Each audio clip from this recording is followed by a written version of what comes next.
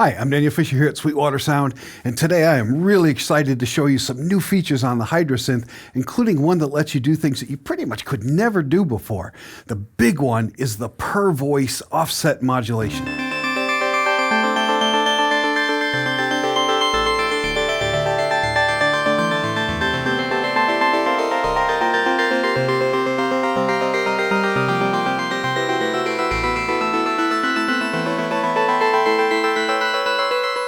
One of the things that made the old analog synthesizer sound good is that a 6-voice synthesizer had 6 different synthesizers in it, 6 different cards, 6 different sections. Although they tried to make the filter exactly the same on all of them and tried to make the amplifier the same on all of them, etc., they didn't, and especially as temperatures change and the age of the synthesizer changes, that stuff changes too. But what it did was, as you were holding chords, the chord would slightly invert timbrally because different notes were brighter than other notes and different notes were slightly louder than other notes, etc. Now, in modern times, they try to recreate that on digital synthesizers with kind of a random offset of all of those parameters, and hopefully that would give you some of that, what you were missing from the analog.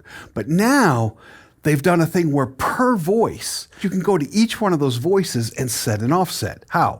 So you go to the voice mode and you go to the voice mod page, you hit edit, and then you could see voices 1 through 8, and I've already set different offset numbers on those.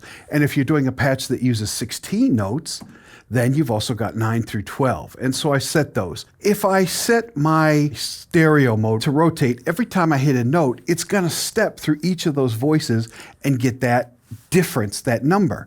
But here's the key thing that makes it exciting, is that number doesn't automatically do something. That's just a modulation source that you can apply to anything on this synthesizer that is a destination. So I go to the mod matrix and I have voice mod selected, and I'm modulating oscillator 1, and I'm modulating its pitch, and the depth is 128. Now, if I keep hitting a key, because this is assigned to pitch, instead of the normal pitch you would hear from that key, you'll hear each of those offsets, and I'll go back to those.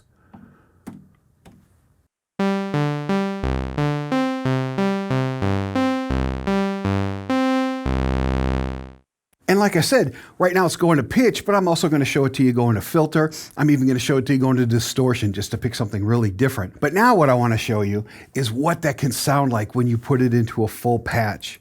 So same patch, but I'm adding a little delay. I'm adding some reverb. I think I'm adding some really slow phase shift. And I've got the arpeggiator on. And now listen to this.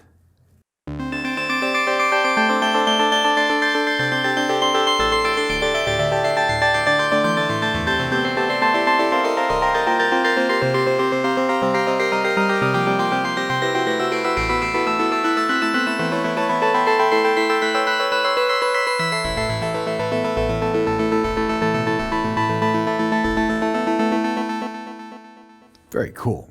And now I'm going to do the same thing to the filter. So those offsets that I had are now in the mod matrix going to filter cutoff instead of the pitch. So now every time I hit a key, it will take these offsets and add that to the frequency cutoff.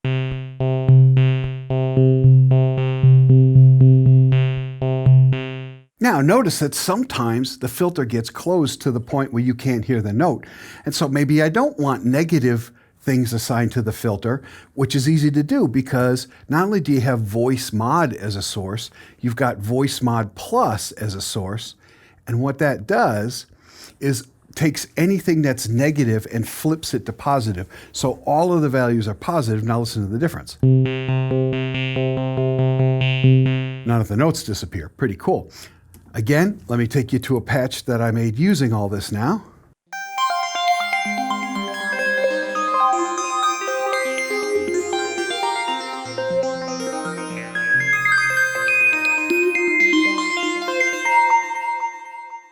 Now I'm going to take the same thing, I'm going to take those same offsets, and I'm just sending them to filter drive. You're going to hear different notes getting more distortion or less distortion. And I don't have it going to full-blown distortion, but what it's doing is pushing out notes in different ways and emphasizing harmonics in different ways.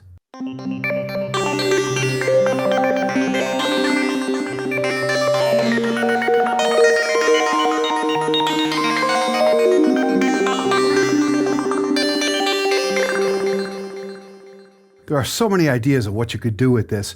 And again, it was all just because initially people wanted the filter slightly offset per card and people wanted the pitch slightly offset per card. But now you could do anything per voice. And like I said, it's something you really couldn't have done before. You might have been able to do it with a modular with enough cables, but you wouldn't have been able to do that with 16 voices. All right, the next one can be used for a lot of different things, but as a live player, I love this trick for playing with live bands because, man, if you played with live bands and you have an arpeggiator or a sequence that's needed, especially for the intro, the band never follows your tempo because they won't all wear headphones like Keith Moon. But now the LFO, which could already do up to 64 steps, can now be stepped each time you press a key so that it doesn't have to follow a clock or anything. You can actually do it by hand like this. And it doesn't matter if the band speeds up a little, you just follow them. Or slow down.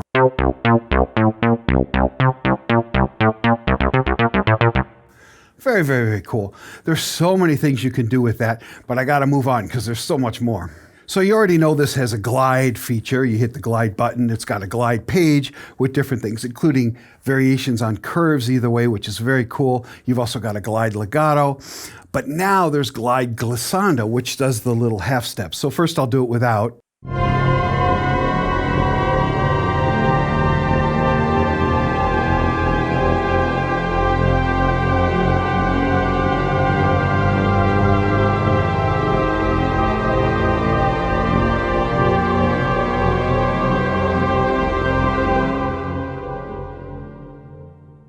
Beautiful. But now, and I'll speed it up a little so we don't have to wait so long. Now I'm going to go to glissando, and it's going to do that with steps.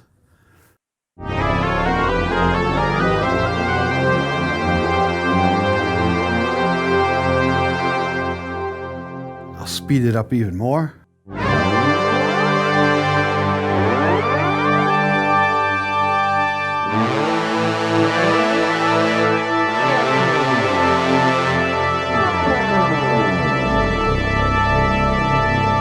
Great if you're trying to cover the song Turn Me Loose, for example. And in the way that the glissando is kind of a half-step quantization of the smooth signal, they've now done that also for the LFO and the envelopes. So for example, the LFO, I've just got a triangle wave and I've set it to pitch, so it should just do an up and down.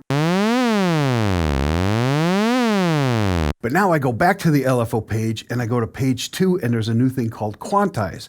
Now listen, I'm going to take the exact same wave at the same speed, but I'm going to quantize it from very fine quantizing, so you just hear little edges, all the way down to very, very coarse quantization.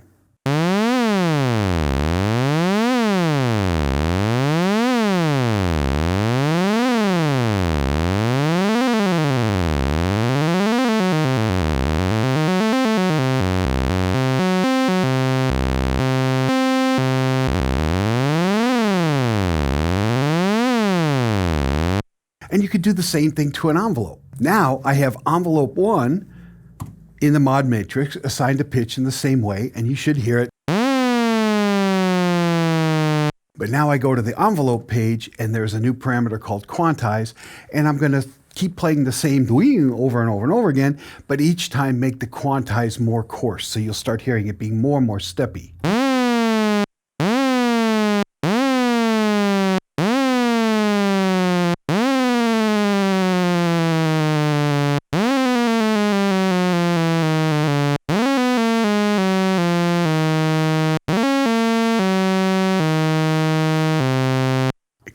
Cool. And now there's a couple more, but I got to do them very quickly. One of them is there are new randomization parameters. So you know that if you hit the random, you can randomize various things and you can have some control over what gets randomized. But now you can also randomize the voice offset parameters, what I showed you in the beginning. So those numbers can randomly populate. You can also randomly create the LFO steps, the value for each step. Might give you some melodic ideas you wouldn't have thought of otherwise.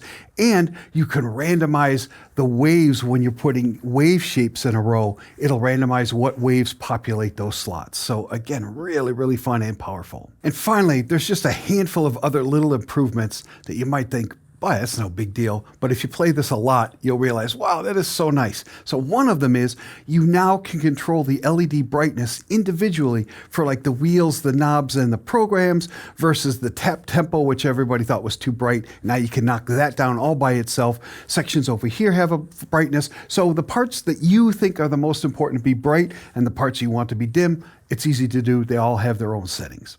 Another great feature, if you use this in a studio, is that you can individually turn off the pre-effects, the delay, the reverb, or the post-effects globally for all your patches. So let's say you want to play a bunch of patches, but you don't want to use the delay because you might want to change the tempo later, and then you don't want to have the delay be the wrong tempo, or maybe you just want to add reverb after the fact on your computer. You don't want to use this reverb. Whatever it is, each of these can be bypassed individually for all of the presets. Another one that you won't appreciate till you've had it for a little while, because you're going to find yourself constantly making new patches and getting patches from other people, is that like the Deluxe, they now all have 8 banks of patches. So the Explorer, the Desktop, and the 49 key have now been given 3 more banks that are blank and you can use as you please. So here's another one that I'm really excited about.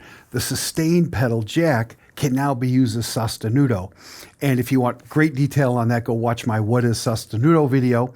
But what it does is any notes that you're already holding down will stay with the sustain pedal, but any new notes won't stick. So you can play a melody over chords that you've already laid down, leaving your hand free to play with the parameters. So what you do, you go to the voice mode and you go to page 3, and you go to parameter 5 here. Right now it's on sustain, so if I step on the sustain pedal, I'll hold these notes. Let go of the sustain pedal, they go away. But now I'll set it to sostenuto, and I'll hold some notes, press the pedal, and let go of those notes.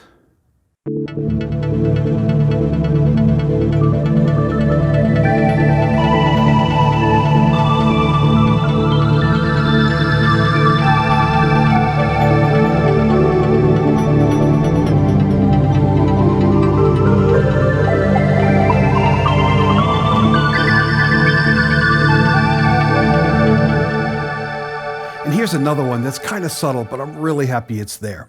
Yeah, there are 5 LFOs, but there's really a 6th LFO just for mod wheel vibrato. And you can edit that in the voice page. But I've always felt that even with a vibrato amount of 1, it was a little bit too much. Like sometimes I wanted more subtle vibrato. Now they have a decimal place for depth. So I can go all the way down to this, which is nothing. I can do 0.1, which is going to be really subtle. And that's with the mod wheel all the way up. And I can still go crazy. But now it's nice that I can just have a very slight vibrato, allowing me to use the mod wheel to do other things as well. Another one that some people are going to love is that local control on and off is now saved even after you power off and power back on. So if you're one of those people that always need local control off, now you don't have to reset it every time. Yay! They're telling me I got time for one more. We know that you can do arpeggiation to 1, 2, 3, or 4 octaves with the knob here. And I'll just do a quick version of that with a very initialized patch.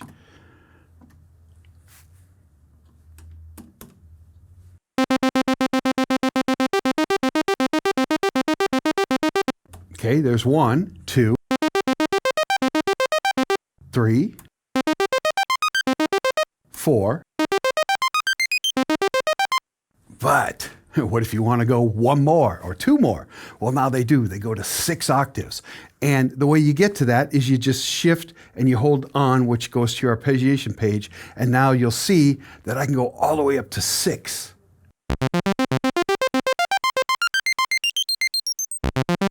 I'll even go down an octave so you can really hear it.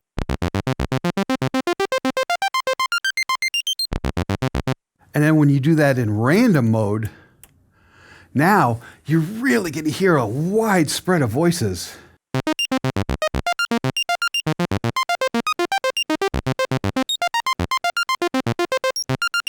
Well, that is literally all the time I have for this stuff. But if you want to learn more, go to AshenSoundMachines.com and go get the download for the 2.0. Even if you don't have a Hydrasynth, in that packet, you'll get the update.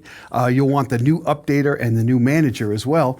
But you'll also get a 16-page paper on all of the features that are new to 2.0. If you have any further question about any of the ASM keyboards, the Hydrasynth Deluxe, the 49-key Hydrasynth, the desktop, or the Mini Explore Hydrasynth, please contact your Sweetwater sales engineer. My name is Daniel Fisher. Thank you very much for watching.